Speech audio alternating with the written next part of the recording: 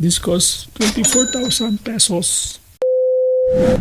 So hi guys, so today I am going to show you a short vlog or siguro mahabang vlog to. So I just want to share with you or explain with you what does a typical photographer, like hindi naman siya pro, or like ako, hindi ako pro, semi-pro lang. So I just want to show you kung magkano nga ba ang ginagastos or magkano nga ba ang mga presyo ng mga gamit ng isang typical na photographer gaya ko. Ngayon, ipapakita ko sa inyo kung magkano nga ba ang mga presyo nito. I am a Canon user, so this is a 800D DSLR camera. This is a 24 megapixel. So ganito lang siya kaliit.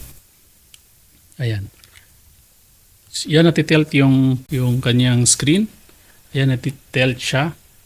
But I have two of this. So I have two Canon 800D. Ayan, wala pa siyang lens. Tinanggal ko yung lens.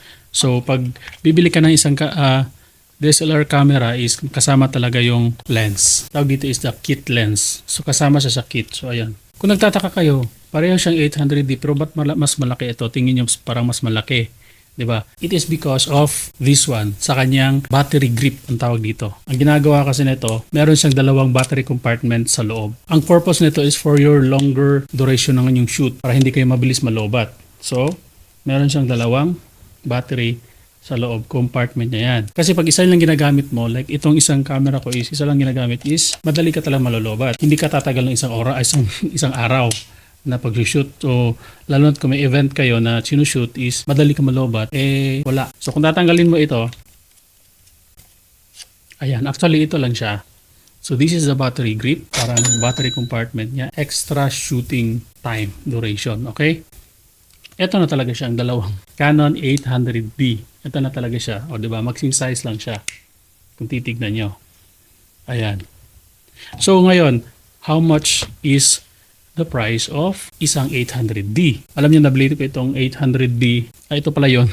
Ito pala yung pinakauna kong nabiling 800D is, nabili ko to sa abroad pa. That's equivalent of 1,000 pesos. So, ang isa, paano to dalawa siya? So, kayo na mag-compute kasi ayoko mag-compute kasi nga ang dami kong compute, mahina ako sa math. So, tapos, hindi ka pwedeng pag nagpo-photography kasi isa lang yung lens. Ito, kit lens is hindi siya advisable for shooting for photography or mga wedding or mga birthday shoot or ito lang pwede pang fun shoot o pwede lang ito. So, you have to buy another lens. So, ito, I have 50mm. Ayan, this is a focal length. Ang bili ko nito is 5,000 pesos. So ngayon, hindi naman po pwedeng mag-shoot ng maging photographer kung wala kayong flash. And hindi reliable pag ito lang ginagamit mo na flash, like itong gagamitin mong flash. Hindi ito reliable for photography talaga. So I have here the Mikey camera flash. So magkano na mabili ko nito? Susumahin na natin is 5,000 ang nabili ko nito, ang presyo ng nabili ko na tong flash na to. Nga, dalawa nga camera ko, diba? So, I have this, another flash. This is from Godox. Alam nyo po mga camera accessories, Godox is the best brand for your camera accessories. This cost, kung titignan nyo ito sa Lazada or titignan nyo ito sa Google, kung magkano ang presyo, tignan nyo na lang. So, pero ang sabi ng may-ari nito kasi binenta lang to sa akin. This cost, I think 6,000. Pero nakita ko sa Lazada is nasa 10,000 siya. So, dalawa siya. Paano yun? Mamahalin yan. Hindi ko pa nga alam paano gamitin to kasi ang dami niyang controls. Kasi hindi naman ako professional photographer, so ang dami niyang control dito. Hindi ko alam. Ito, basic lang. So, yun. So, ito naman, typically nilalagay ito sa ibabaw ng camera nyo. So, ito yun. Lalagay nyo dito for your shooting mode para sa mga events or any shooting purposes. Dito talaga siya nalalagay. At natitilt ito para sa angle ng camera kasi para hindi masyadong expose ang kinukunan nyo ng picture. So yun. So this cute little guy here is itong dalawa. This is from Godox. Ayan. Ang ginagawa nito, this is a camera trigger. So camera trigger itong dalawa. A receiver and this is the transmitter. Ito ilalagay mo ito sa camera mo sa taas. Ayan.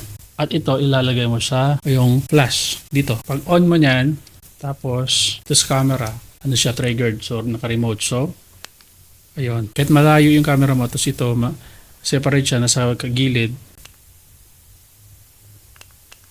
O, diba? So, ito yung gamit ng camera trigger. Cost lang nito is 1,000 pesos. Camera trigger. Hindi pa ito yung pinaka-pro ha. Hindi pa ito may mas mamahaling pang camera trigger sa nito.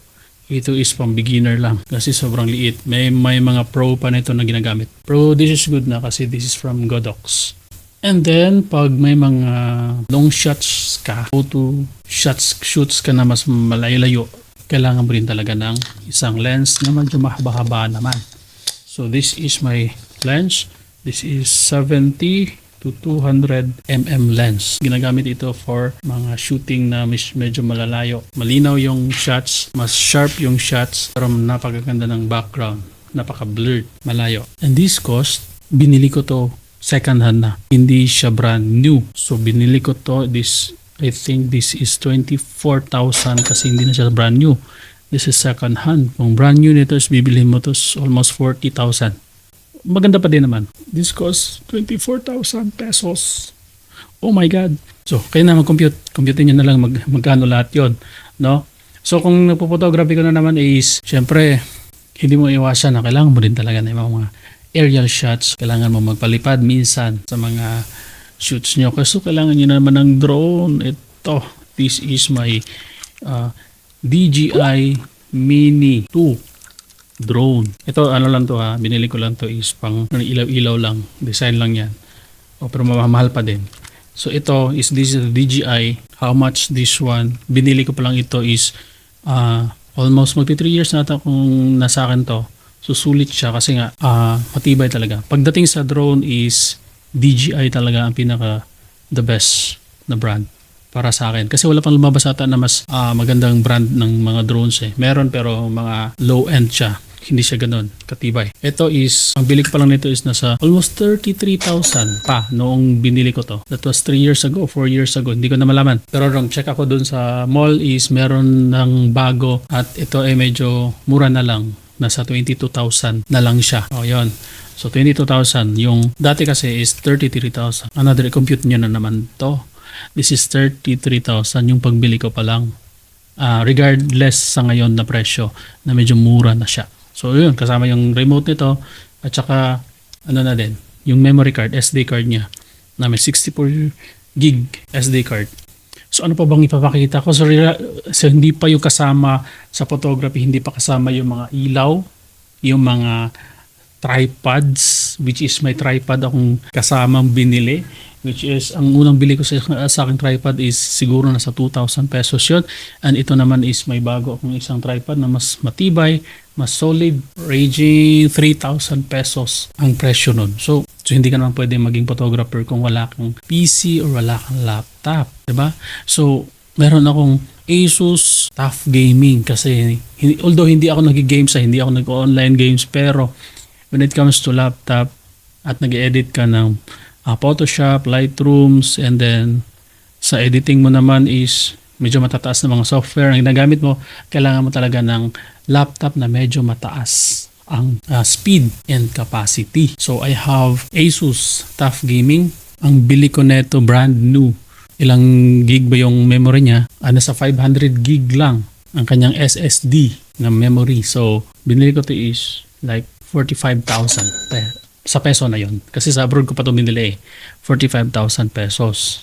Ayun. So pang bahay lang to. Hindi ko siya sinasama sa mga travel vlogs ko or travel shoots. So I have iPhone 11 Pro na gamit ko. Ito yung ginagamit ko din sa pag-video ngayon. So hindi ko siya mapakita. Which is, ang bili ko pa lang nito is 1 year after ng release ng iPhone 11 Pro is bumili ako. So that cost 60,000 ata ang bili ko sa iPhone. 60,000, another 60,000.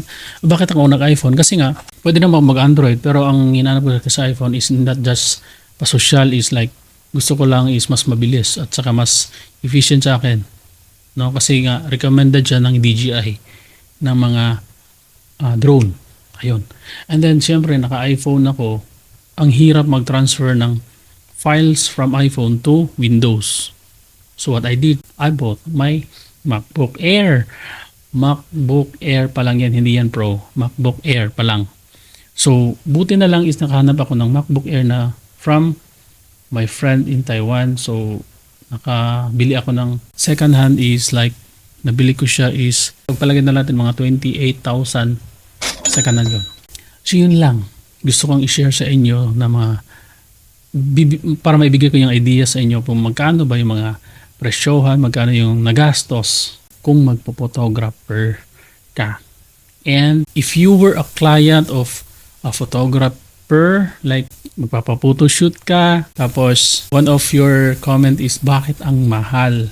Bakit ang mahal naman ng photoshoot mo? Picture lang naman yan, di ba? Post, click ka lang naman yan, picture ka lang naman yan. Eh, ba't ang mahal mo namang maningil? Pero ako regardless sa akin, hindi ako mahal maningil ha. Naku, ang presyo ko is pang bukid talaga. Yung talaga nila laking sinasabi sila is bukid price. Yon. Sana naman intindihin yung bukid price ko. Like, sana naman wag tayong maging yung mindset natin na huwag natin isipin na bakit mahal. Kung namamahalan kayo like sa 5,000, like sa 8,000, namamahalan kayo dyan, isipin nyo na lang, i-compute nyo na lang lahat ng gamit ko na nandito. Okay, 'di ba? At least may idea kayo. Yun lang yung gusto kong i-share sa inyo. At least may idea kayo kung ano magkano or ano mga gamit ng mga photographer like me na hindi pro, semi-pro pa lang, pero ganito na ang mga gamitan. Mga kagamitan pala, ganon. Sabot-sabot lang tayo kung sa Bisaya pa. Intindihin niyo na lang kung medyo pricey para sa inyo. Kung medyo pricey sa inyo yung presyo namin is intindihin niyo na lang. Ganon talaga. Hindi pa yun sagad para sa akin. Okay? So, thank you for watching everyone. So, yun, I hope it does help sa inyo on your mindsets. Diba? Thank you. Bye.